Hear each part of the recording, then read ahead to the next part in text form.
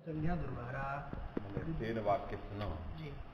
समासक ग्रहण कृत नियम से जो है मूल के उपदंसम जो वाक्य है, इस वाक्य की प्राथमिक संज्ञा व्यावृत्ति नहीं हो पाएगी, है कि नहीं? क्योंकि नियम कर दिया है, नियम से व्यावृत्ति। नियम को इस बार जो है आप लोग बोलो, पूरा नियम बुलाओ इस बार लड़के से, लड़कों से, सबको अभ्यस्त हो जाएगा। उसके बहुत सारे जितने अंग प्रत्यंग हैं पत्रिकाओं में लिखे हुए हैं, तो अब एक क्रमबद्ध करके बोलिए, लेकिन मनोरमा को ले लीजिए। और जो निष्कृष्ट नियम हो गया स्वातंत्र्य प्रयोगार्थ उत्तरावयव पूर्वावयव जो भी बन गया, और उसमें कहाँ दोष हैं उस सबको जो है बोलिए। उसमें एक प्रयोग आता है देवदत्तो गार्ग्य। देवदत्तो गार्ग्य की प्राथमिक संज्ञा समासक ग्रहण कृत नियम से व्यावृत्ति नहीं हो पाएगी, क्योंकि तदादि का फल है तद्धितांत, तदादि का फल है देवदत्तो गार्ग्य। गार्ग्य ये तद्धितांत, देवदत्तो गार्ग्य क्रियाकारक समुदाय तद्धितांत तो है, तद्धितांत तदादि नहीं, क्योंकि तद्धितांत तदादि गार्ग्य नहीं। यही भाष्यकार ने प्रतद्धि समास शास्त्र में तदादि का फल जब देने लगे तो समुदाय दिया देवदत्तो गार्ग्य क्रियाकारक समुदाय। इस समुदाय की प्राथमिक संज्ञा रोकना ही तदादि का फल है कि नहीं? लेकिन इस समुदाय की प्राथमिक संज्ञा तो तद्धितांत तदादि के तदादि से तो रुक गई, लेकिन अर्थोत सूत्र से कैसे रुकेगी? क्योंकि समासक ग्रहण कृत नियम से नहीं बारित होगा, क्योंकि स्वातंत्र्यण प्रयोगार्थोत जो है पूर्वावयव है कि नहीं? पूर्वावयव मान देवदत्त है ही, और स्वातंत्र्यण प्रयोगार्थोत उत्तरावयव गार्ग्य है, और समुदाय अर्थवान भी है, देवदत्ता भिन्नो गार्ग्य है, तो प्रतीति हो रही है। और ऐसे समुदाय की प्राथमिक संज्ञा हो तो समाज की हुई, समाज है नहीं, है कि नहीं? तो ये स्वातंत्र्यण प्रयोगार्थोत उत्तरावयव गार्ग्य नहीं, क्योंकि स्वातंत्र्यण प्रयोगार्थोत उत्तरावयव कब होगा? जब उसमें गार्ग्य, तो गार्ग्य ये नहीं है, गार्ग्य घटक गार्ग्य है ना, देवदत्तो गार्ग्य में देवदत्तो गार्ग्य उसका विसर्ग निकाल देना, तो ये तत्संज्ञा फलभूत जो विभक्ति होगी अर्थ ले जाएंगे। ये तत्संज्ञा फलभूत विभक्तितर, ये तत्संज्ञा फलभूत व्यक्ति उत्पत्तिमान है कि गार्ग्य जो प्राथमिक संज्ञा हुई तद फलभूता उत्पत्तिमान स्वादि, तदितर गार्ग्य पदोत्तर सु है, इसमें तो आया हुआ है तत्संधिव्यारापेक्ष लोग के अर्थ विषय भोजन तत्व बैठा है गार्ग्य, तो अर्थवत तो नहीं गया, स्वातंत्र्य प्रयोगार्थवत तो नहीं गया, तो नियम कुक्षी में प्रविष्ट नहीं है। मेरी बात समझ में आई कि देवदत्तो गार्ग्य घटक देवदत्तो गार्ग्य, उसमें सु जो आया है वो देवदत्त गार्ग्य की प्राथमिक संज्ञा से आ चुका है। अब जो लगाएंगे एतत् संज्ञा माने गार्ग्य से प्राथमिक संज्ञा, या एतत् वर्तित्व विशिष्टा या काचित संज्ञा, तत्फलभूता विभक्ति तो उत्पत्तिमान स्वादी हो, लेकिन एतद चिकीर्षित प्राथमिक संज्ञा लेते तो वो हो जाता, ये वाला सु पकड़ दिया जाता। लेकिन अब एतद वृत्ति संज्ञा लेना, तत्संज्ञा फलभूत उत्पत्तिमान स्वादी, और तदितर कौन हो गया? उसके आगे जो सु है तत्संविव्यापेक्ष से भोजन करते, स्वातंत्र्य प्रयोगार्थवत तो नहीं गया, तो नियम की कुक्षी समुदाय में प्रविष्ट नहीं हुआ, तो नियम से व्यावृत्ति नहीं होगी, तो अर्थोत सूत्र से प्राथमिक संज्ञा होने लगेगी। उसकी व्यावृत्ति के लिए क्या करना चाहिए? करना चाहिए कि हमें कर्मधारे समास। कोई कहेगा कि ऐसा चाहो संज्ञा मैंने चिकित्सित केवल प्राथमिक लिया जाएगा, तो प्राथमिक फलभूत विभक्ति तो है ही गार्ग्योत्तर से, तदितर घटपटादि स्वातंत्र्य प्रयोगार्थोत तो चला जाएगा, अतः नियम से व्यावृत्ति भी हो गई, भाष्य में तो कर्मधारे था। लेकिन कर्मधारे मानते हैं तो आप ही काकस सेनायते का भाष्य विरोध है, आप ही काकस सेनायते वहाँ भाष्य देखना है, तो वो भाष्य विरोध हो जाए। तद भाष्यानुरोध है न षष्ठी तमाशा, षष्ठी स्वीकृत देवदत्तो गार्ग्य में दोष, ये सब लगा कहने को मतलब ये सब देख करके सब लगा के बोलो, पूरा नियम का एक तरफ से लिखा हुआ है क्या उसमें उभयत्र दोष। आप ही काका सेनायते में धातु ग्रहण का फल दिया, शुभो धातु प्रातिनिध्यों में धातु क्यों रखा, उसका फल है आप ही काका सेनायते, है कि नहीं? सेनायते मैंने सेनियु आचरती, इति सेनाएं थे, उपमानाद आचार्य क्यंग है वहाँ, तो सेनाएं बन गया है। सेनम ही आचरती, तो सेन अम क्यंग ये है। अब धातु नहीं रखेंगे तो तो उसका अवयव जो अम है उसको कैसे जाएगा, क्योंकि क्यंगंत जो सनाद्यंत है वो सेन अम क्यंग है, धातु अवयत्वेन अम जाता है। धातु नहीं रखेंगे तो भाष्यकार ने कहा धातु की जरूरत नहीं, प्रात्रिकावयत्वेन हो जाएगा। तो प्रात्रिकावयव कैसे होगा, उसकी प्राथमिक संज्ञा कैसे होगी, है कि नहीं?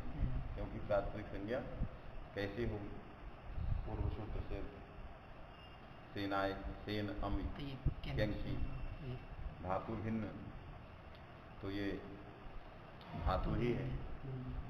अरे अधातु सनातन से धातु ही है, तो अधातु परिदास लग रहा है। तो इसलिए अधातु परिदास के कारण भाष्यकार ने कहा इसमें धातु रखना चाहिए। लेकिन ये अर्थवत्वेन ही इसकी प्राथमिक संज्ञा नहीं हुई, अधातु पर्यंतानुधावनम व्यर्थम, ये कहीं आया हुआ मूल पक्ष से ही नहीं जा रहा। पहले आप अधातु तक क्यों जा रहे हैं, अर्थवत्व को नहीं जा रहा है, क्योंकि प्राथमिक संज्ञा करोगे प्राथमिकावयव हम बनाने के लिए तो अर्थवत्व ले जाए। तो सेन अम क्यंग इस समुदाय की प्राथमिक संज्ञा करना है, ये तब संज्ञा मैंने प्राथमिक संज्ञा है कि नहीं। तत्फलभूता विभक्ति ही उत्पत्तमान स्यादि, है कि नहीं। और तदितर क्यंग ले रही, तत्संविध्यापेक्षा लोक में अर्थ से भोजन करते हो, तो अर्थवत्वा भावादेव उसकी प्राथमिक संज्ञा नहीं होगी। फिर अधातु पर्यंतानुधावनम किमर्थम, अधातु पर्यंतानुधावन क्यों किया, समझाए कि नहीं।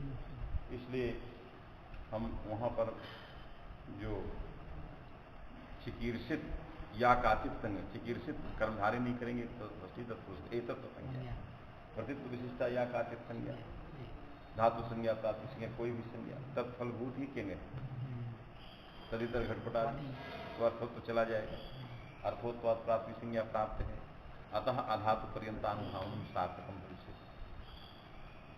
समझ में आया कि नहीं। लेकिन ये तो लिखा हुआ मिले तो दिमाग में रहेगा, नहीं तो ये भूल जाएगा। अब वो लिखा क्रमबद्ध नहीं है, जैसे हम बता रहे हम लोग, हमारा चूंकि कई बार को बोला हुआ है तो उधर उधर से घसीट घसाट के कहीं कहीं का रोड जा के उसको क्रमबद्ध में लाना है। ये इस तरह के पुड़गर पड़े हैं, सब कहीं नहीं तो गार्गिया किसी प्रसंग का पड़ा है, वो नियम में नहीं पड़ा। तद्धितान तदादि के तदादि ग्रहण का प्रयोजन निरूपणावसरे भाष्यकार ने ऐसा कहा। फिर एक सांकुटिनम दिया है, मूल के उपदंसम दिया है, ये सब क्रम आए, इसमें कुछ आया होगा। सांकुटिनम आया है, सांकुटिनम विभाग में कहीं दिया है, मूल के उपदंसम दिया है, देवदत्तो गार्ग्य है, और अपिकाकस सेनायते है, समास उस पर विचार है, फिर अन्योन्याश्रय, फिर वो बहुत लंबा चौड़ा विचार है। तो उसको आप देखिए, जहाँ न समझ में आए वो हमसे बताइए, उसको हम देख लेंगे। ये सब लिखा है, कहीं वो उसकी टिप्पणी देखिए, कहीं ये टिप्पणी देखिए, 3-4 टिप्पणियाँ देखेंगे तो सब कहीं न कहीं कुछ मिलेगा। क्योंकि प्रभवती है, प्रभवती में भी कहीं दिया है प्रा और भवती, क्योंकि स्वातंत्र प्रयोगार्थोत परा नहीं है, तो नियम कुक्षी में नहीं आया, कैसी व्यावृत्ति होगी समुदाय की, समझ में आया कि नहीं। प्रत्यांत तदादि है नहीं, प्रत्यांत ही तो बहुत ही तदभिन्न भी है, तो उसका कैसे हुआ, ये आए विचार है। समझ में आया कि मने पूरा नियम कर देंगे तब भी प्रबोध मिलोगे। स्वातंत्र प्रयोगार्थोत परा में है ही नहीं, बिना किसी के सहयोग के प्रयोग नहीं होता। और यदि स्वातंत्र प्रयोगार्थोत ऐसा लें, ये तो संज्ञा फलभूत है कि नहीं, तो विभक्ति इतर बहुत ही बैठा है, तत्संविध्यापेक्षा ही है, तो नहीं गया, प्रयोगार्थोत तो नहीं गया, तो नियम की समुदाय में नहीं आया, तो व्यावृत्ति नहीं होगी, इसलिए उसकी प्राथमिक संज्ञा होने लगी। उसकी व्यावृत्ति कैसे करनी, इस सब विचार लेना। अब वो भी कहीं चुटका में पड़ा है प्रभु किसी प्रसंग में। फिर भेद संसर्गक अभेद में जो है भेदे सती, इसका विचार लंबा की चौड़ा किया है। भेदे सती में शक्ति भेदे हमने बता के तो निकाल दिया है, क्योंकि शक्ति भेद नहीं कहोगे तो नीलो घटा हट जाएगा। भेद संसर्गक संसर्गम द्वारी कृत यही पदार्थों के परस्परान्वय रूप यदि अर्थवान समुदाय अर्थवत लेंगे, सदयुक्त समुदाय लेंगे तो नीलो घटा छूट जाएगा, क्योंकि अभेद संसर्ग द्वारी कृत जो है अर्थवत युक्त समुदाय, इसकी व्यावृत्ति नहीं हो, ये समुदाय की प्राप्ति संज्ञा होने लगी। समझ में आएगी नहीं? इसलिए हर चीज उसको देखो, अभिनव हो, क्या नाम, नित्यानंद पर्वती भी देखो।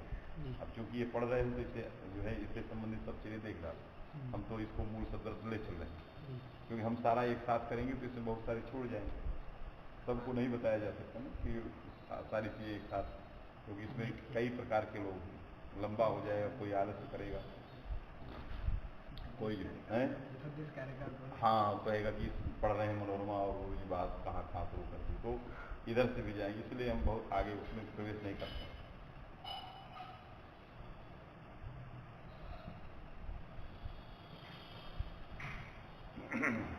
चलिए बोलिए। तो स्वातंत्र्य प्रयोगाधार पूर्वावय का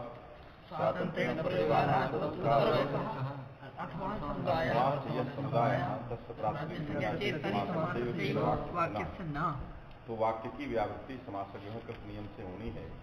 तो कहा नियम के बावजूद भी वाक्य की प्राप्ति संज्ञा प्राप्त है। किससे प्राप्त है? कृतद्धित समास। किसकी प्राप्त है? मूल के उपदंश में रहने वाला कृदंत तदादित्व जो है वो परिभाषा किसमें चला गया? कारक विशिष्ट में चला गया। तो कारक विशिष्ट जो मूल के कारक है, तद विशिष्ट जो मूल के उपदंश है वो भी कृदंत तदादि हो गया। कृदंत तदादित्व उसकी प्राथमिक संज्ञा प्राप्त है समास ग्रहण कृत नियम के बावजूद भी। तो ये नियम व्यर्थ है। क्यों? व्यावर्त्याभाव, व्यावर्त्य से अप्रसिद्धत्व नियम जो है व्यर्थ है, क्योंकि जो व्यावर्त था वाक्य उसकी तो हो ही जा रही है। तो भक्षिते भी लसुने न शांत हो व्याधि, नियम भी किया इसके बाद भी वाक्य प्राप्त हो जाए तो व्यर्थ ही है। इसलिए इस पर वो प्रश्न कर रहा है कि यहाँ पर जो है कृत ग्रहणे गतिकारक पूर्वस्याद ग्रहण में परिभाषा नहीं लगती है, कृतद्धित समासास्य के कृत में नहीं लगती। क्यों? निष्प्रयोजनत्वा, क्योंकि इस परिभाषा का यहाँ फल नहीं। क्यों फल नहीं है? इसकी प्राथमिक संज्ञा करने का क्या यही फल है? तो कहा यहाँ प्राथमिक संज्ञा इसकी नहीं होगी, क्योंकि समास ग्रहण पर है, तो परस्वाद कृदंत तदादि से प्राप्त प्राथमिक संज्ञा को रोक देगा, तो नियम ही लगेगा, हाँ विधि नहीं लगेगी। कृदंत विधि से जो प्राप्त थी प्राथमिक संज्ञा को उसको परस्वाद नियम बलवान होगा, तो नियम प्रवृत्त होगा वाक्य में, प्राथमिक संज्ञा प्रवृत्त नहीं होगी, तो निष्फल हो गई परिभाषा। इसलिए फलाभावी ये परिभाषा यहाँ नहीं लगी। समझ आएगी नहीं? क्योंकि नियम जो हुआ समास ग्रहण कृत नियम भी प्राप्त है, मैंने नियम से व्यावृत्ति प्राप्त है, कृतद्धित समास से प्राप्त संज्ञा प्राप्त है। दोनों की युगपत एक कालावच्छेदन एक लक्ष्य में प्राप्ति होने पर जो पर होगा वही होगा। तो पर कौन है? समास ग्रहण कृत नियम, वो लगेगा तो वाक्य की प्राप्ति संज्ञा नहीं होगी, तो फलाभावा परिभाषा नहीं है कि नहीं? नोपतिष्ठते निष्फलत्वात्। यहाँ तक हो गया। हाँ न च अस्य भुजौ करणत्वेन उपदंशं प्रति नकारकत्वम्। कहा कि ये परिभाषा तो का विषय ही नहीं है। आपने इस परिभाषा को लगा करके समासक ग्रहण कृत नियम से व्यावृत्ति के बावजूद भी आप कृतद्धित समासा से प्राथमिक संज्ञा मूल के उपदंशम की कर रहे हो। समझ में आएगी नहीं? क्यों कर रहे हो? उपदंश तो कृदंत तदादि है, मूल के उपदंश तो था नहीं, तो आपने परिभाषा से आरोप लगाया। लेकिन परिभाषा तब लगे जब उपदंश के प्रति वो कारक हो। मूल केन जब उपदंश का कारक, उपदंशक क्रिया का कारक हो, तब वहां का कृत ग्रहणे गति कारक में कारक मिलेगा। वो तो भुजिक क्रिया का कारक है। मूल केन उपदंशम भूंगते, तो मूल केन जो है किस क्रिया का कारक है? भुजिक क्रिया का। तो भुजिक क्रिया के प्रति उसमें कारकत्व है, उपदंश क्रिया के प्रति कारकत्व ही नहीं है। तो कृत ग्रहणे गति कारक पूर्वस्यात् में कारक विशिष्टस्यापि, तो कारक रहे न तब न कारक विशिष्टस्यापि। अत्र कारकत्वमेव नास्ति, भुजिक क्रिया निरूपितम करणत्वम, अतएव करणे तृतीया मूल केन, है कि नहीं? उपदंशम भुंक्ते, मूली के साथ काट कर खा रहा है कि नहीं? माने काट के खाता है, मूली भी साथ में ले रहा है। समझ में बात आ गई? तो इसलिए यहाँ पर जो है कारकत्व नास्ति, अतः परिभाषा प्राप्त ही नहीं है। तो समुदाय में कृदंत तदादित्व नहीं है, अतः समुदाय की प्राथमिक संज्ञा नहीं प्राप्त है। आया किससे? कृतज्ञ समास। फिर परत्वाद विचार करने की जरूरत क्या थी? समास जो है पर है कि निषेध परक है, ये सब विचार निष्फल है। क्यों कर रहे हो जब उसमें प्राप्ति नहीं? आया युगपत एक कालावच्छेदन दो चीजें प्राप्त होनी चाहिए, तो कृतज्ञ समासास्त्र प्राप्ति नहीं है, केवल समास ग्रहण कृत नियम प्राप्त है, तो नियम से व्यावृत्ति हो गई, बाकी की प्राप्ति संज्ञा तो सूत्र से नहीं। आया कि वही लिख रहा, क्या लिखा? अस्य भुजौ करणत्वे। अस्य माने मूलकेन इत्यस्य, मूलकेन इत्यस्य भुजौ इत्यस्य भुजौ करणत्वेन। उपदंशम प्रति नकारक। भुजी के प्रति कर्ण है, मूलकेन जो है भुजौ करणत्वेन अन्वयः, भुज धातु में करणत्वेन अन्वित है, उपदंशम प्रति नकारक। तस्मात् कृत ग्रहणे गतिकारक पूर्वस्यापि एतस्या परिभाषाया आया। अतः कृतं तदादित्वाभावात् न प्राथमिक संज्ञा प्राप्ता, तस्मात् परत्वोत्पादनम परत्वेन समासत्वात् व्यावृत्ति इत्याकारकम प्रतिपादनम जन्मूले कृतम तत्सर्वथा असंगतम्। लग गया? मूलकस्य उपदंशे कर्मत्वेनापि अन्वयः। कहा कि देखिए, मूलकेन का भुजी में कर्णत्वेन अन्वय है और मूलकेन का उपदंश में कर्मत्वेन अन्वय है। मूलकम उपदंश भुंक्ति, मूलकेन उपदंश भुंक्ति, तो एक साथ मूलकेन दो जगह अन्वित होता है, भुजी में भी होता है, उपदंश में भी। तो उपदंश के प्रति वो कर्म कारक है, भुजी के प्रति तो कारक नहीं है उपदंश के प्रति, ये कहाँ कह सकते? कारक तो है वो कर्म कारक, तो कारक विशिष्ट हो गया। अतः कर्म तदादित्व का आरोप होगी, प्राप्ति संज्ञा प्राप्त होगी। जो परत्वा समास ग्रहण कृत नियमेन परत्वा जो हमने व्यावृत्ति किया या प्रतिपादन किया वो सत्य है। आया तो कहा विभक्ति क्यों नहीं आई? यदि मूलकेन उपदंश में कर्म है, कारक है, तो कर्मण द्वितीया से वहां क्यों नहीं द्वितीया? तो नहीं आई, क्योंकि उपदंश जो है प्रधानीभूत क्रिया है और भुंक्ति जो है प्रधानीभूत क्रिया है। तो विभक्तियां प्रायः प्रधानानुरोधनी क्रिया को लेके आती हैं। प्रधान इतरयोरित्र द्रव्य से क्रियो पृथक, क्रियो पृथक, है कि नहीं? एक ही शक्ति गुणाश्रया तत्र प्रधान अनुरुध्यते, समझ है कि नहीं?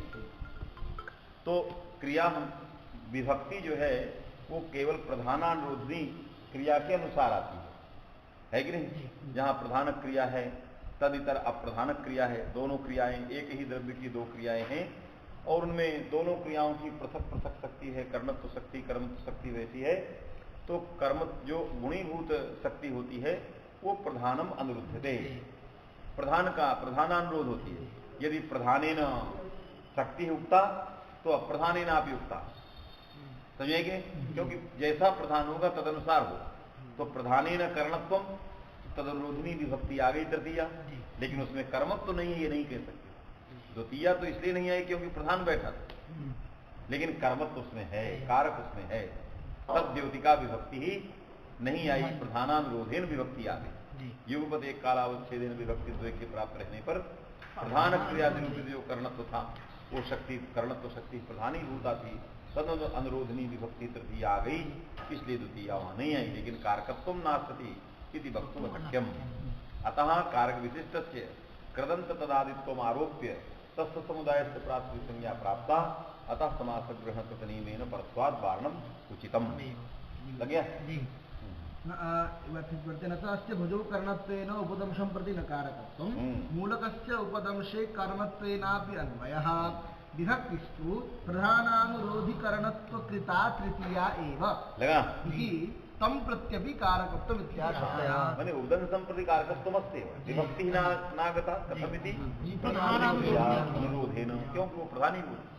तो प्रधानीभूत क्रिया को लेकर के जो कारक है उस कारक को प्राप्त कर मान करके आने वाली जो विभक्ति है वो प्रधान विभक्ति थी, इसलिए वही विभक्ति आ गई। लेकिन कारकत्व अस्ति, कर्म कारकत्व उसमें है। एक ही चीज कभी किसी एक ही साथ में कारकत्व विभिन्न कारकत्व अन्वित हो जाएंगे। और भी ऐसे उदाहरण मिलते हैं, बहुत मिलते हैं उदाहरण मिलेंगे। जैसे कहा गया हरिम पूजयितुं शक्यते,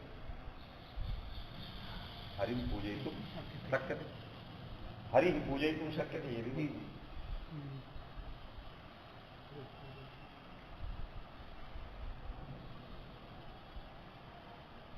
इसको उठाना समासग्रहणकृत नियमेन परत्वाद् बाधः। समासग्रहणकृत नियमेन परत्वाद् बाधः। तो कहा नियमस्य अर्थतः निषेधे भी। देखिए नियम जो है परत्वाद् बाधक, ये तो सही है। नियम का अर्थतः फलितार्थतया निषेध में तात्पर्य, विधि तो थी। अरे समास सूत्र जो है समास की प्राथमिक संज्ञा करने के लिए तो विधि था ही, अतिरिक्त क्या मिला? वाक्य से न, ये अतिरिक्त निषेध। कृदंत तद्धितांत अर्थवान समास प्राथमिक संज्ञक होते हैं, ये तो विधि थी। वाक्य से न ये निषेध अतिरिक्त मिला। तो नियम का तात्पर्य हमेशा अर्थतः निषेध में ही होता है। निषेध ही उसका, निषेध करना ही उसका फल होता है। बात में कि नहीं? इसलिए निषेधे तात्पर्य समास ग्रहण विधि नहीं, निषेध में उसका तात्पर्य। यदि निषेध में तात्पर्य है तो निषेधास बलियान का परिभाषा, निषेध सबसे ऊपर होते बलवान। तो कृतज्ञ समासास से प्राप्त प्राथमिक संज्ञा का निषेध होने के कारण अत्यंत बलवान, इसलिए उसको हटा दे। अर्थात कृतज्ञ समासास से मूल के अनुसंधान की प्राथमिक संज्ञा तो परत्व तो है ही, लेकिन निषेधत्वेन भी बलियस्त उसमें बैठा है। यथा उसको निषेध है, अतः सर्वतो भावेन बलवान है, अतः इसकी अपेक्षा भी बलवत्व है। अतः परत्वेन बलवत्व भी है और निषेधत्वेन भी बलवत्व है। आया नहीं? ये भी एक समाधान। इससे नियम शास्त्राणाम द्विधा प्रवृत्ति, विधिमुखेन निषेध। तो निषेध जो है उसका अपूर्व है, तेन वाक्य से न, ये अपूर्व है। समझ में गए? नियमस्य अर्थतः निषेधे तात्पर्येण अर्थवत्प्रापवादस्य अस्य। इसको समझ लो, निषेध शास्त्र नियम शास्त्राणाम द्विधा प्रवृत्ति, विधिमुखेन निषेध मुखेन। विधिमुखेन का मतलब हो गया कि जो है पूर्व से प्राप्त था, ऐसा कर दिया कि पूर्व से प्राप्त नहीं होने लगा। ऐसा जो पूर्व से प्राप्त था उसको ऐसा बना दिया कि नहीं हुआ, तो इसने कर दिया। तो जब उसको ऐसा बनाया तो न समास की करेगा न वाक्य की करेगा। अभी यदि ऐसे ही रहेगा, धातु भिन्न प्रत्यय भिन्न प्रत्यांतरादि भिन्न, तो समास वाक्य दोनों की प्राप्ति। समास ने ऐसा उसके उद्देश्य को बनाया कि तो न समास की प्राप्त हुई न वाक्य की प्राप्त हुई। तो वाक्य की नहीं हुई इष्टापत्ति, समास की भी नहीं हुई, तो ये समास जो है कर दिया उत्तर सूत्र में। ये विधि होगी, ये विधि है कि नहीं? इसलिए कहा गया नियम शास्त्रीय उद्देश्यावच्छेद का व्यापकम व्याप्य नियामक शास्त्रीय उद्देश्यावच्छेद जदरूपम। मैंने नियम शास्त्र उसका उद्देश्यावच्छेदक और नियामक शास्त्र उसका उद्देश्यावच्छेदक, दोनों का व्याप्य और व्यापक मध्यवर्ती रूप है कि नहीं? तो नियम शास्त्रीय उद्देश्यावच्छेद का व्याप्य, नियामक शास्त्रीय उद्देश्यावच्छेद का व्याप्य जदरूपम। तदरूपावच्छिन्नातिरिक्तत्वेन नियम शास्त्रीय उद्देश्यावच्छेद का अवच्छिन्नीय संकोचः यस्मिन् पक्षे असौ पक्षः विधिमुखेन प्रवृत्ति पक्षः। तो नियम शास्त्र कौन हो गया? अर्थवत धातु। इसका उद्देश्यावच्छेदक क्या है? तदादि भिन्न अर्थवत। अर्थवत भी तो है, अर्थवत की प्राथमिक संज्ञा है कि नहीं? और नियामक शास्त्र क्या है? समासास्त्र में समास है, उसका उद्देश्यावच्छेदक समासत्व है कि नहीं? तो समासत्व है, तो समासत्व का व्यापक हो, है कि नहीं? और अर्थवत्व का व्याप्य हो। तो समास का अर्थवत्व का व्याप्य क्या हुआ? तो कहा पूर्व भाग पदघटितत्व है कि नहीं? तो नियम शास्त्रीय उद्देश्यावच्छेदक का व्याप्य है। अर्थवत्व केवल पद में भी बैठा है, अर्थवत्व केवल राम में भी बैठा है, लेकिन पूर्व भाग पदघटितत्व राम में नहीं है, इसलिए वो व्यापक है। तो अर्थवत्व व्याप्य हुआ, है कि नहीं? और समासत्व जो है, समासत्व का व्यापक कौन हो गया? पूर्व भाग पदघटितत्व। तो नियम शास्त्रीय उद्देश्यावच्छेदक व्याप्य कौन? नियम शास्त्र हो गया तो सूत्र, उसका उद्देश्यावच्छेदक अर्थवत्व हुआ, उसका व्याप्य कौन हो गया? पूर्व भाग पदघटितत्व है कि नहीं? पूर्व भाग पदघटितत्व। अर्थवत्व तो सामान्य है, सब जगह रहे, पूर्व भाग पदघटितत्व तो समुदाय में ही रहे, इसलिए उसका व्याप्य हो गया। समासत्व जो है की अपेक्षा पूर्व भाग पद घटित वाक्य भी होता है, इसलिए वो व्यापक। तो समासत्वापेक्षा पूर्व भाग पदघटितत्व व्यापक है। तो नियामक शास्त्रीय उद्देश्यावच्छेदक व्यापक हो गया पूर्व भाग पदघटितत्व, और नियम शास्त्रीय उद्देश्यावच्छेदक व्याप्य हो गया। इस पूर्व भाग पद घटित जो मध्यवर्ती धर्म हुआ, इसको नियम शास्त्र के उद्देश्य उच्छेद का अवच्छिन्न में अतिरिक्तया संकोच कर देंगे। तो नियम शास्त्र के उद्देश्य उच्छेद का अवच्छिन्न जो अर्थ होता है उसमें संकोच हो जाएगा कि धातु भिन्नम प्रत्यय भिन्नम प्रत्यांतरादि भिन्नम जब पूर्व भाग पद घटितातिरिक्तम अथवा तत्प्रातिक संज्ञकम हो। तो पूर्व भाग पद घटितातिरिक्त अर्थ तो समास भी पूर्व भाग पद घटित है, वाक्य भी पूर्व भाग पद घटित है, तो समास वाक्य दोनों की प्रातिक संज्ञा पूर्व सूत्र से नहीं प्राप्त है। अतः समास ग्रहण जो है विधि विधायक। ये हो गया नियम की विधिमुखेन प्रवृत्ति। समझ आएगी नहीं? निषेध मुखेन में क्या होता है? निषेध में नय का अध्याहार होता है। किसमें? नियामक में। संकोच कहाँ होगा? संकोच जो है, जो मध्यवर्ती रूप है, उस मध्यवर्ती रूप में नियामक शास्त्रीय उद्देश्यता अवच्छेद का अवच्छिन्नत्वेन संकोच होता है। समासातिरिक्तस्य पूर्व भाग पद घटितस्य प्रातिपदिक संज्ञा न हो। जो उद्देश्यतावच्छेदक है, नियामक शास्त्रीय उद्देश्यतावच्छेदक में उद्देश्यतावच्छेद का अवच्छिन्नातिरिक्तत्वेन जो नियम शास्त्रीय उद्देश्यतावच्छेदक व्याप्य नियामक शास्त्रीय उद्देश्यतावच्छेदक व्यापक तदरूपावच्छिन्न में नियामक शास्त्रीय उद्देश्यतावच्छेद का अवच्छिन्नातिरिक्तत्वेन संकोचा पूर्वेण प्राप्त से निषेधा। और सब जो उद्देश्य समास है उसकी नामे लक्षणा, समझ में कि नहीं? उसकी नाटक में लक्षणा होगी, नय का भी उसमें प्रवेश होगा। तो अर्थ होगा कि समासातिरिक्त पूर्व भाग पदघटितस्य प्रातिपदिक संज्ञा। तो पूर्व से सूत्र से दोनों की प्राप्त है, समास की भी वाक्य की। ये निषेध करेगा समासातिरिक्त पूर्व भाग पदघटित। तो समासातिरिक्त पूर्व भाग पदघटित कौन हो गया? मूलकेन उद्गतम वाक्य। तो वाक्य की प्राप्ति संज्ञा, ये निषेध मुखेन बात है। तो निषेध में नियम शास्त्रों का तात्पर्य निषेध मुखेन, निषेध में, इसलिए निषेधाश्च बलीया। समझ? अतः ये सर्वतोभावे बलवान है। हाँ, नियमस्य अर्थतः निषेधेपि तात्पर्येण अर्थवत् सूत्रापवादस्य अस्य परत्वेन कृदन्तत्व प्रयुक्तस्यापि निषेधे तात्पर्यादिति भावः। तो क्योंकि निषेध को अपवाद ही कहा जाता है। जैसे अपवाद जो है उत्सर्ग का अवरोधक है कि नहीं? उसी तरह निषेध भी निषेध का अवरोधक है। समझे कि नहीं? अपवाद क्या करता है? उत्सर्ग को नहीं प्रवृत्त होने देता। उसी तरह ये निषेध निषेध को नहीं प्रवृत्त होने देता। इसलिए फलैक्य है, दोनों की समानता है, इसलिए निषेध को ही अपवाद ही कहा गया। तो ये समास यदि निषेध है तो अर्थवत् सूत्र का अपवाद ही है। समझ में कि नहीं? यदि अपवाद है तो अपवाद शास्त्र के उद्देश्यता अवच्छेद का अवच्छिन्नातिरिक्तत्वेन संकोच है। माने अपवाद शास्त्र के विषय में पूर्व नहीं लगे, सामान्य शास्त्र नहीं लगे। तो ये निषेध है, चूंकि तो निषेध है तो पूर्व से प्राप्त का निषेध करेगा। तो पूर्व से प्राप्त जो वाक्य की प्राथमिक संज्ञा थी उसका ये निषेध करेगा। बात हुई कि नहीं? मैंने तेन वाक्य से ना ये निषेध है, तेन वाक्य से ना ये निषेध नहीं था। तो निषेध को भी क्या कहते हैं? एक तरह से अपवाद की तरह कहते हैं। यथा अपवाद शास्त्र जो है उत्सर्ग व्यावर्तक है, वैसे निषेध शास्त्र भी निषेध व्यावर्तक है। अतः समान फलकत्वेन निषेधानाम निषेध शास्त्राणाम अपि अपवादत्वेन व्यवहारः। लग गया? क्या लिख रहे हैं? कि नियमस्य अर्थतः निषेधेपि। हाँ, यहाँ तो ठीक है। तात्पर्येण अर्थवत् निषेधेपि तात्पर्य यहाँ ले जाओ। अच्छा, तात्पर्य को वहां जोड़ो, नहीं तो गड़बड़ हो जाए। अर्थतः निषेधेपि तात्पर्य, क्योंकि ये अर्थतः फलितार्थ आता। मुख्य तो आएगा समासस्य प्राप्ति संज्ञा भवति, ते समासस्यैव भवति।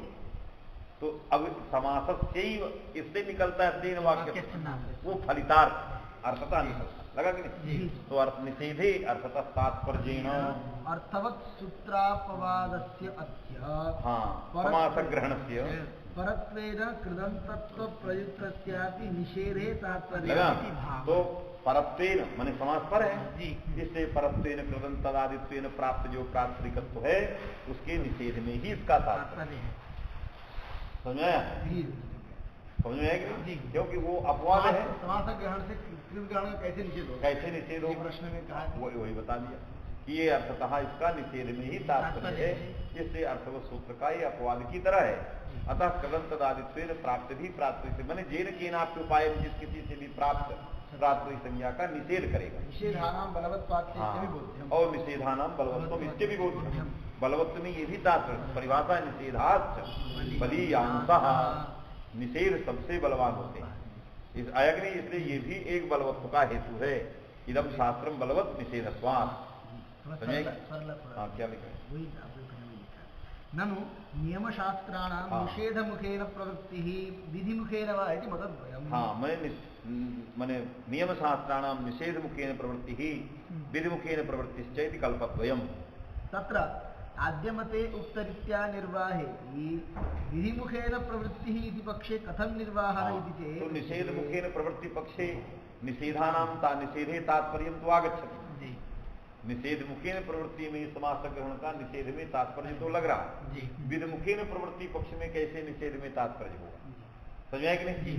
क्योंकि विधि मुखेन में पूर्व भाग पदघटितातिरिक्त से अर्थ होता प्राथमिक संज्ञा होगी, तो वाक्य की प्राथमिक संज्ञा नहीं हुई, समास की भी नहीं प्राप्त, तो उत्तर सूत्र ने समास की कर दिया, तो इसमें तो निषेध में तात्पर्य नहीं रहा। तो नियम शास्त्राणाम निषेधे अर्थतः निषेधे तात्पर्य ग्रंथा निषेध मुखेन कथंचित निषेध मुखेन प्रवृत्ति पक्षे एतस्य ग्रंथस्य संगमनेपि निर्वाहेपि विधि मुखेन कथम एतस्य ग्रंथस्य निर्वाह यद्यदुच्यते हाँ। तत्र पक्षे नियामक शास्त्रीयोद्देश्यतावच्छेदक व्यापकम नियम्य शास्त्रीयोद्देश्यतावच्छेदक व्याप्यं च यद्रूपं तदवच्छिन्नातिरिक्तत्वेन नियम्य शास्त्रीयोद्देश्यतावच्छेदकावच्छिन्ने संकोचः इति सिद्धान्तः। इति विधि मुखेन प्रवृत्ति कल्पे सिद्धान्तः। स्वातंत्रेण प्रयोगार्ह अर्थवत् पूर्वावयवक स्वातंत्रेण प्रयोगार्हार्थवदुत्तरावयवकार्थवत् समुदायातिरिक्तम् अर्थवत् शब्द स्वरूपम प्रातिपदिक संज्ञकम इति पूर्वसूत्रार्थः। अब इसमें संकोच का दूसरा रूप बनाया है, सामान्य बना दिया। पूर्वभाग दोष आएगा, इसलिए इसको ऐसा बना दिया है। जो नियम का निष्कृष्ट था उसको जोड़ दिया है कि नहीं? क्योंकि पूर्वभाग पदघटितत्व जो है वो समाज का जो है वो नहीं है, विचार में। अरे समाज प्रसन्न वस्तु में बैठा है, पूर्वभाग पद ही नहीं है, वो बा है, इसलिए विचार बैठा है, व्यापक तो नहीं जा रहा है, इसलिए ऐसा पकड़ा नियम से निकल स्वातंत्रेण प्रयोगार्थ पूर्वावयवक उत्तरावयवक अर्थवत् समुदाय तत्समुदायातिरिक्त प्राथमिक संज्ञा। अब देखो स्वातंत्र पहले पढ़ लो क्या लिखा है। स्वातंत्रेण प्रयोगार्हार्थवत् पूर्वावयवक स्वातंत्रेण प्रयोगार्हार्थवत् उत्तरावयवकार्थवत् समुदायातिरिक्त अर्थवत् समुदाय, ये इसको पकड़ लिया मध्यवर्ती। हाँ मध्यवर्ती। तो अर्थवत् समुदाय तो नियम शास्त्रीय उद्देश्यावच्छेदक व्याप्यत्व व्याप्ति नियम शास्त्र हो गया अर्थवत् सूत्र है, उसका उद्देश्यावच्छेद सामान्य अर्थवत्, उसकी अपेक्षा स्वातंत्रेण प्रयोगार्थ पूर्वावयवक स्वातंत्रेण प्रयोगार्थ उत्तरावयवक उत्तरावयवकार्थवत् समुदायत्व ये व्याप्त पड़े उसकी अपेक्षा सामान्य अर्थवत्, क्योंकि सामान्य अर्थवत् तो राम में बैठा जी। ये अरे ये कहाँ बैठा है? इसलिए ये तो वहां रहेगा जहां दो अवयवक रहेंगे, अवयवक रहेंगे। केवल राम में, केवल घट में, केवल वृक्ष में अर्थवत्व तो है, ये नहीं, इसलिए ये उससे व्याप्य है और वो सर्वत्र है, वो व्यापक। समझाएंगे? तो अर्थवत्व की अपेक्षा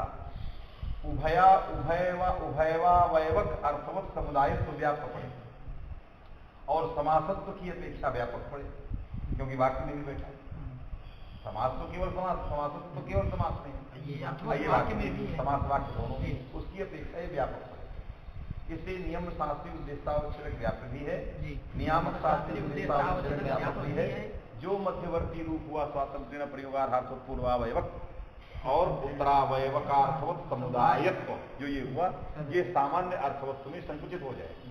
तो अर्थ होगा धातु भिन्न प्रत्यय भिन्न प्रत्यांत धातु भिन्न स्वातंत्र्य प्रयोगार्थवत् पूर्वावयवक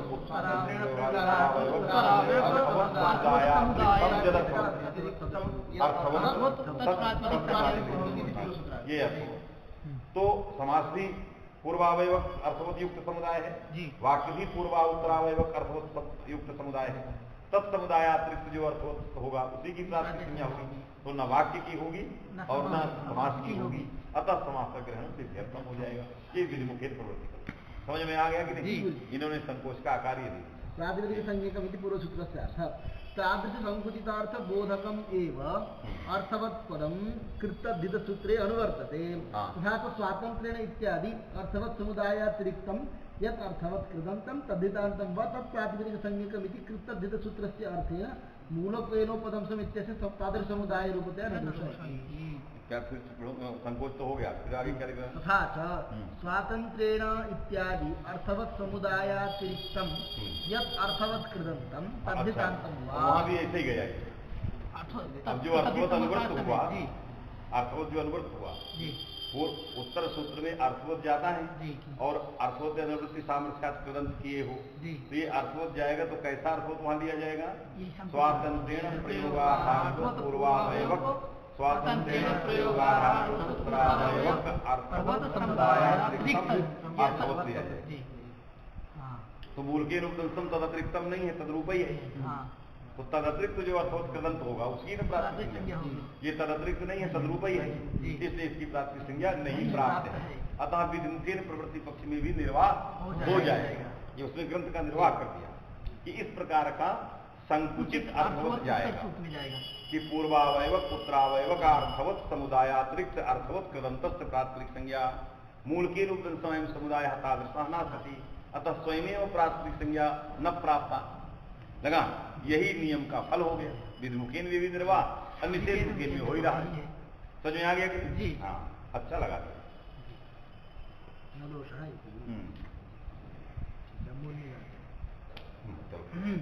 कृतग्रहण परिभाषा उपतिष्ठते निष्फलत्वादिति में लिख रहे हैं स्पष्टम चेदम पुंयोगादिति सूत्रे भाष्य कह्यते। हाँ, स्पष्टम पुंयोगी सूत्र ठीक है। यत्तु वदन्ति मूल में समास ग्रहणम न नियमार्थम किंतु विद्यार्थम। तुम्हें नैयायिका, नैयायिकों का मत उठा रहा जो समास में शक्ति नहीं मानता। समास न शक्ति नवा लक्षण, राजपुरुष में शक्ति है न लक्षण है। अवयव शक्ति से निर्वाह कर लेगा, क्या जरूरत है लक्षण? लक्षण तो वहां करेगा जहां निर्वाह नहीं होगा। राजपुरुषा में निर्वाह हो गया, लक्षण वहां तो राजपुरुषा में अवयव शक्ति से निर्वाह कर लिया। राज की राज से उपस्थिति है, पुरुष की उपस्थिति है। अब संबंध की प्रतीति विभक्ति का स्मरण करे और नहीं तो विभक्ति की प्रतीति के संबंध के लिए लाए या उस तरह की आकांक्षा बनाए, है कि? उसमें दो हैं, राज संबंध भिन्न पुरुष बोध करने वाले और एक बोध करने वाले जो वाक्य हैं वो राज विशिष्ट पुरुष वाला। दो तरह का बोध करते है कि नहीं? क्या लिख रहे हैं?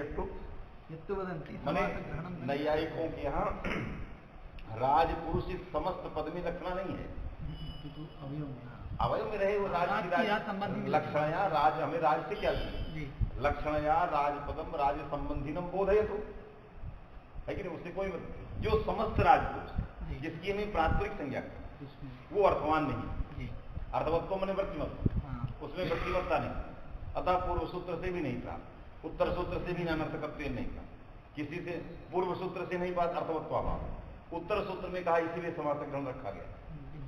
विद्यार्थी समझ में बात आई?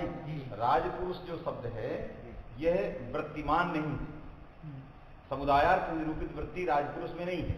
अवयवार्थ निरूपिता वृत्ति ही रागी और पुरुषे समुदाय समुदायार्थास्तेव नहीं, अवयवार्था तदर्थ निरूपिता शक्ति तत्तदवय न कश्चित समुदायार्थम यदर्थ निरूपिता शक्ति समुदाय अतः समुदाय वृत्तिमान न सति, अतः समुदाय से वृत्तिमत्वाभावात् अर्थवत्वाभावात् पूर्व सूत्रेण प्रातिपदिक संज्ञा न प्राप्ता तदर्थम समास ग्रहणम विध्यर्थम नैयायिका।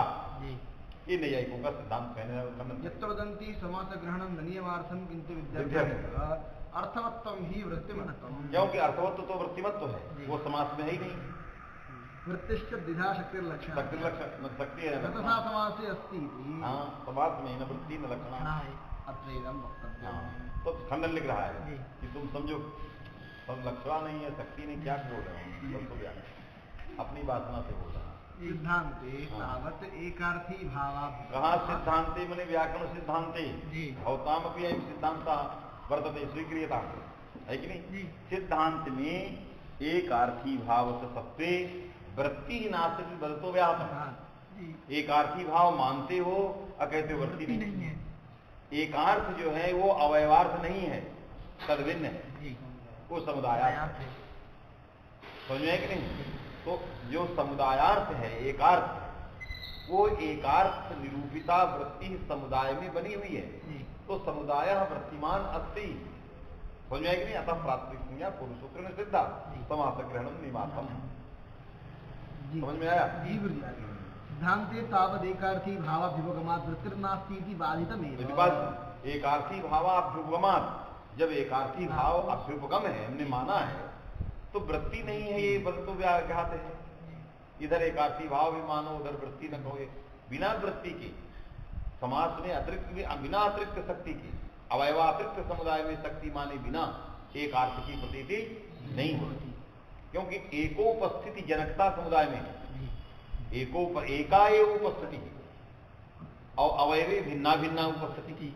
एका उपस्थिति ही कदा भविष्यति? यदा उपस्थिति नियामिका शक्ति एकस्मिन् समुदाये स्थास्यति। है कि नहीं? इसलिए एकोपस्थिति जनकता समुदाय में तभी रहेगी जब उसमें वृत्ति रहेगी, तो समुदाय शक्ति मानना अनिवार्य है। तो कहा कि वृत्तिर्नास्ति बाधितमेव मीमांसक मते की लक्षणा अस्ति।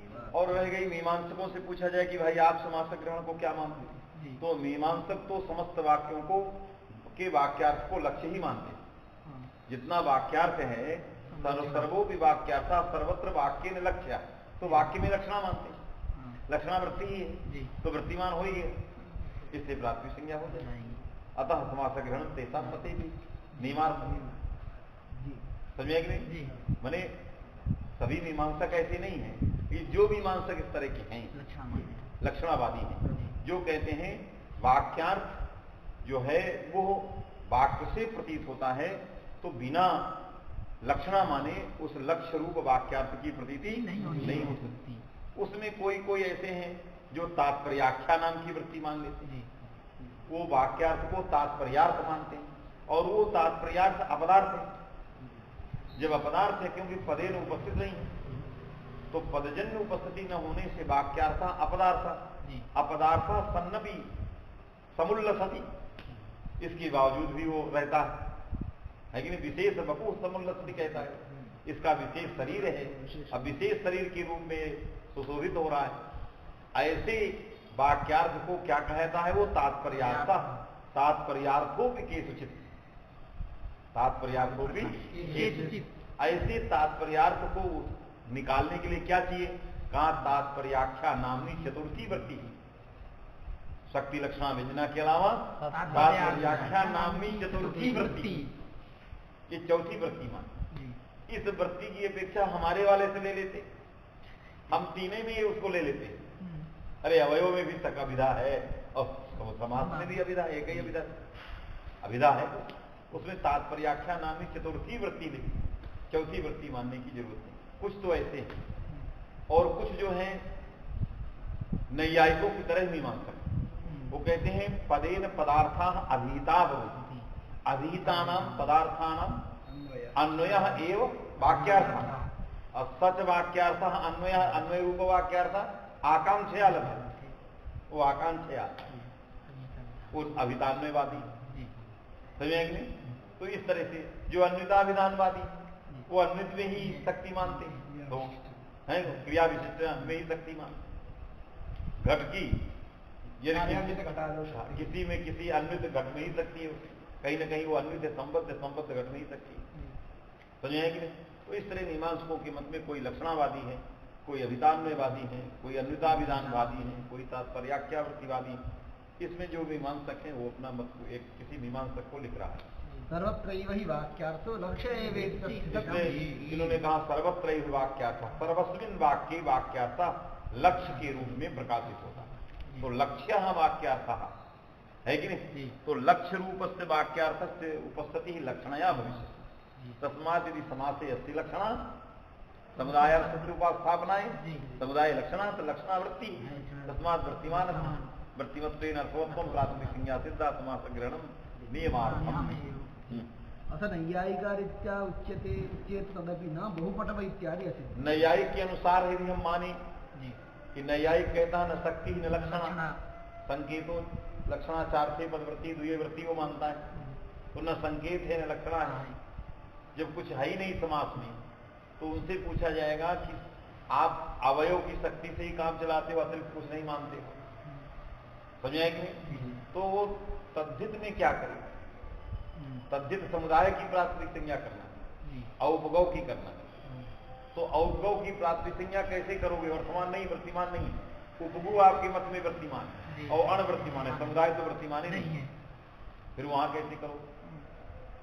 वहां प्राथमिक संज्ञा कैसे करो? आया कि नहीं? तो नहीं है, बहुपटव स्वर भी करना है और बहुपटवा में भी आ जाए। बहुपटवा में यदि कह दो कि मने औपगव है, ये तो तद्धितांत है कि नहीं? क्या लिख रहे हैं आगे? अब औपगव को मान लो कि ठीक है, चलो अर्थवत गया और अनुवृत्ति सामर्थ्यात वो तदंत मानने के लिए है, वहां हम सामान्य तद्धितांत आदि कहते हैं, तो औपगव की तो प्राथमिक संज्ञा हो जाएगी, लेकिन बहुपटवा की प्राथमिक संज्ञा अर्थवत सूत्र से करना है और अर्थवत सूत्र अर्थवान की करता है, और बहुपटवा ये तद्धितांत नहीं है, तद्धितादि है।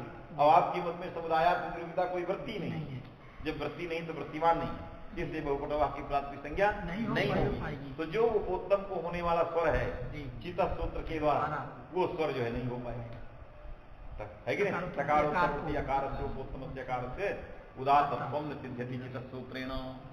अतः ये नहीं मान सकते, अपने मन रूप नहीं कर सकते, हमारा सिद्धांत के अनुसार चलो। तो सदरत्नकार कहते न तो सा समासे इति नापि वाक्ये इति बोलते हैं। नैयायिका नाम मते न समासे वृत्ति ही न वाक्ये वृत्ति, इसलिए वाक्य में भी वृत्ति नहीं है, न तो वाक्य की प्राप्त है न तो समास की प्राप्त, अतः समास ग्रहणम विध्यर्थम तेषां मते। एकार्थी भावेति एकोपस्थिति नियामिका समुदाय शक्तिरेव। एकोपस्थिति नियामिका, एकोपस्थिति नियामिका समुदाय शक्ति है कि नहीं?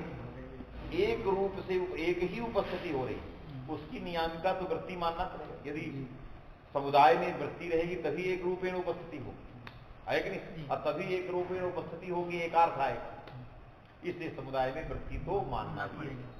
इसलिए एकोपस्थित नियामिका समुदाय वृत्ति सएव एकार्थी भाव, वो वृत्ति ही एकार्थी भाव, इसलिए उसको मानना अनिवार्य है। एवं समास से वृत्ति सिद्धा, इसलिए समास में वृत्ति सिद्ध हो गई जब एकार्थी भाव मान लिया। एकोपस्थित नियामिका वृत्ति एकार्थी भाव, समासे एकार्थी भाव, एकार्थी भाव को पर इसको अलग किया है, एकार्थी भाव का स्वरूप बता दिया, एकोपस्थित नियामिका वृत्ति स्वरूप। अत्र एकार्थी भाव, हाँ, तो जब एकोपस्थित नियामिका वृत्ति स्वरूप है एकार्थी भाव, तो वृत्ति है स्थिति, आया कि नहीं? एवं समास से वृत्ति सिद्धा, इसलिए समास में वृत्ति सिद्ध हो गई। वाक्ये भी शक्ति ही अस्ति, और अस्माकं वैयाकरणानां मते वाक्ये शक्ति से, वाक्यार्थ अस्माकं मते वाक्यार्थ में जो संसर्ग है वो शक्तिवाद, शक्तिवाद है, आकांक्षावाद नहीं है, वो शक्ति है। मने देवदत्ता ग्रामं गच्छति में जो भी अपदार्थ प्रतीत हो रहा है, जो भी अन्वयार्थ वहां लग रहा है, सारा का सारा अन्वयार्थ वो समुदाय की शक्ति से आता है। माने वाक्यार्थ निरूपिता शक्ति वाक्य, इसलिए वाक्यार्थ क्या है? वो वृत्तिभाष है, और उसके अंदर जो संसर्ग है वो भी वृत्तिभाष है, वहां आकांक्षा आकांक्षा कुछ नहीं। समझाए कि वाक्ये भी शक्ति रस्ति विशेषण विशेष्य भावांशे तत्शक्ति अर्थवत् सूत्र भाष्यादौ क्या? हाँ, वाक्य की शक्ति है वहां, विशेषण विशेष्य भावांशे, क्योंकि वाक्य में विशेषण विशेष, वाक्य में जो पदार्थ है तदंशे शक्ति ना, जो पदार्थों का विशेष विशेषण भाव है उस अंश में वाक्य में शक्ति है। अरे विशेष विशेषण भाव कश्चित संसर्ग, जैसे राज पदार्थ विशेषण ही भूता, तत्र विशेषण और वहां विशेष, दोनों के अंदर विशेष विशेषण भाव, विशेष विशेषण भाव नियामक का संबंध स्वस्वामी भाव, ये जो स्वस्वामी भाव आदि संसर्ग है, इस संसर्ग की प्रतीति वाक्य शक्तिया होती है। समझाएंगे? वही लिख रहा, विशेषता विशेष विशेषण भावांश, माने विशेष विशेषण भाव रूप जो अंश है वो अंश जो है पदों से उपस्थित नहीं होता, उस अंश में वाक्य में शक्ति मानना पड़ता है, उस अंश को लाने के लिए। समझ में आया? संसर्ग मर्यादा भाषा ही हमारा वाला मत नहीं, यही क्यों कहें? हम तो समासक ग्रहण को नियम मान लिए, तो माने इधर से नियम उधर से कहने की नहीं, ये हमारा वाला ये वाला इधर या तो सब नरक हो जाए, है कि नहीं? समास में शक्ति है, तभी तो वो विधि है, नियम है।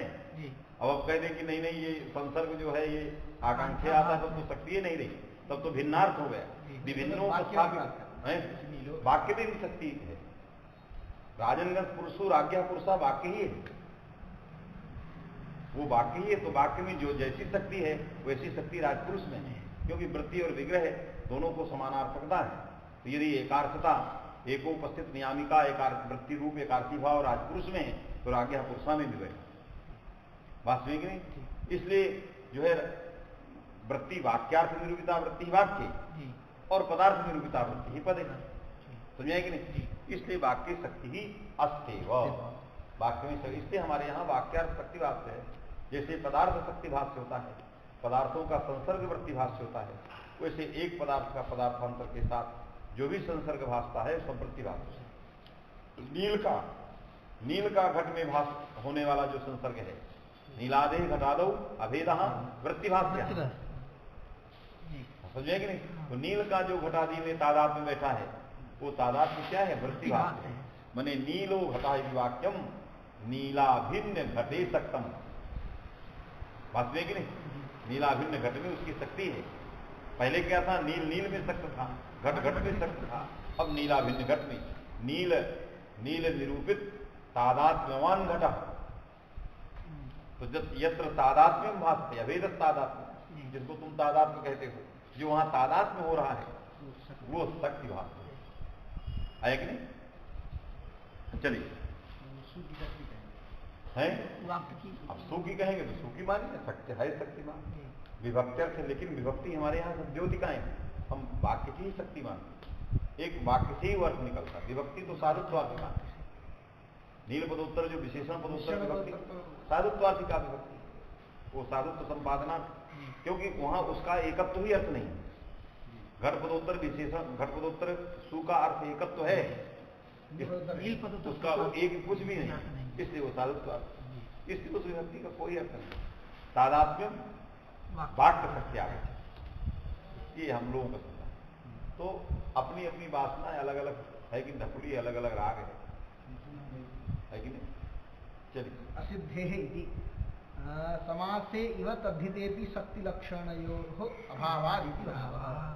क्योंकि तद्धित की प्राप्ति संज्ञा कैसे करोगे? बहुपटवा इत्यादि इत्यादि सिद्धे है कि जैसे समासे वृत्ति ही नास्ति भवतामति नैयायिका तथा तद्धिते भी वृत्ति ही नास्ति, तो बहुपटवा में वृत्ति है ही नहीं, तो उसकी प्राप्ति संज्ञा अर्थ से हो नहीं सकती, उत्तर तद्धितांत से हो नहीं सकती, क्यों? तद्धितांत ही नहीं, वो तो तद्धितादि ही है। इसलिए बहुपटवा की प्राप्ति संज्ञा तुम्हारे मत में कैसे होगी? अतः नैयायिक जो है इस विषय में ना आगे आए, है कि नहीं?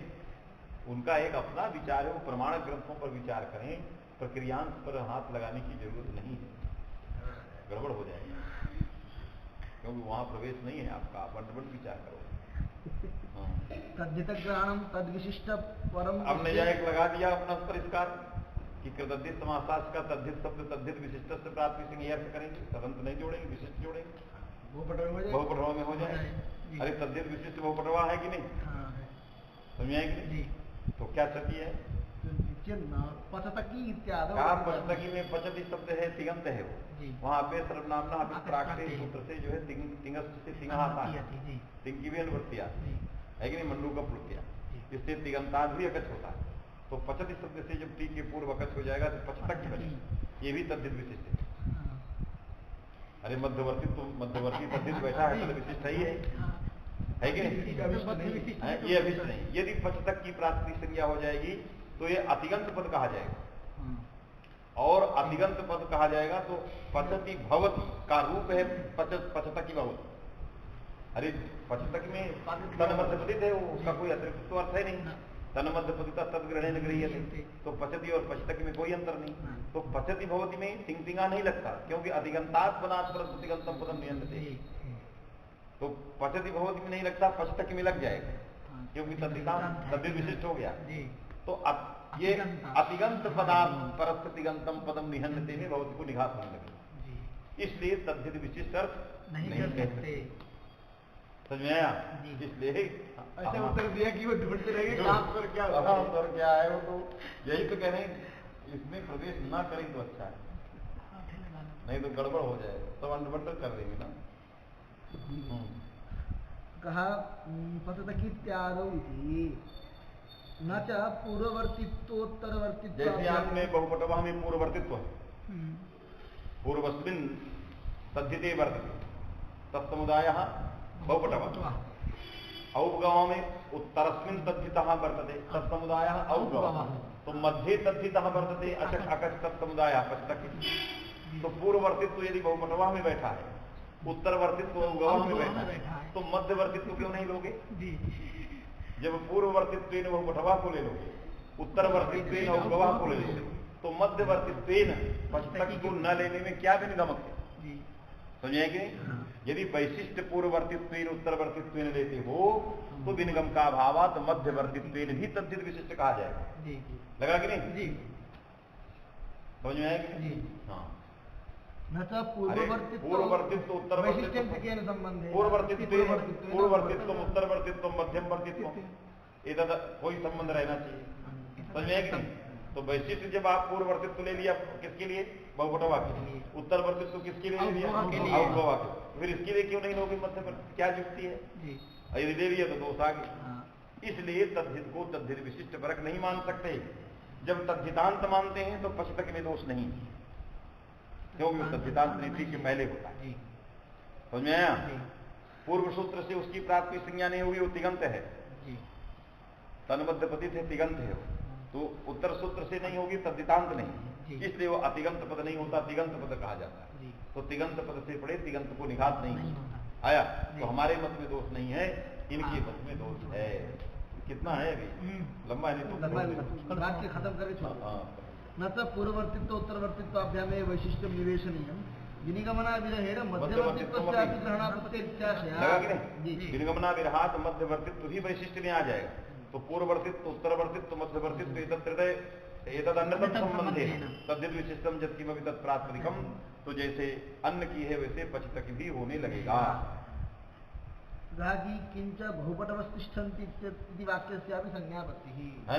अब किंच यदि तद्धित को तद्धित विशिष्ट परक मान लो, वैशिष्ट्य में क्या है? स्वघटितत्व है, तद्धित घटित होना चाहिए समुदाय को। तो बहुपट क्या है?